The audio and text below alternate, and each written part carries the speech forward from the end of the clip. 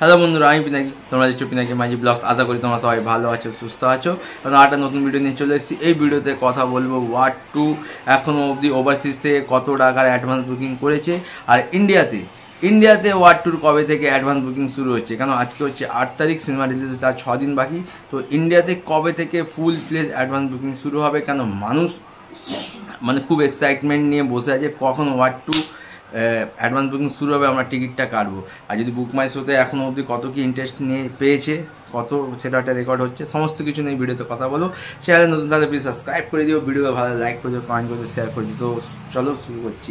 দেখো এখনও অবধি যা রিপোর্ট আছে, অ্যাডভান্স বুকিং ওভারসিজ থেকে এটা বেশ ভালো নাম্বার অ্যাডভান্স বুকিং করে নিচ্ছে।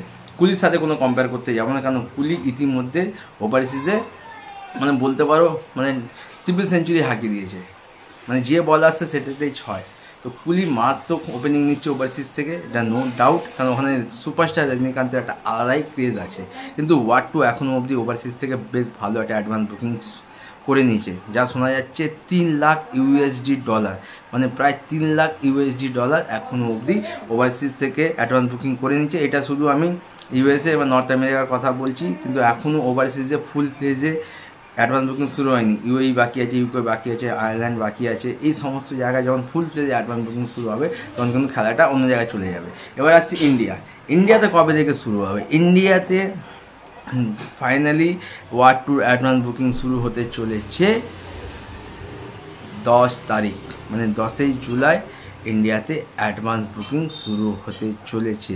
আর যখনই অ্যাডভান্স বুকিং শুরু হবে, তখন দেখবে কে রেকর্ড কাকে বলে, ধামাকা কাকে বলে, ক্রেজ কাকে বলে। ইন্ডিয়াতে ওয়াট টু অ্যাডভান্স বুকিং শুরু হচ্ছে 10 তারিখ থেকে। এটা ফুল অ্যান্ড ফাইনাল রিপোর্ট।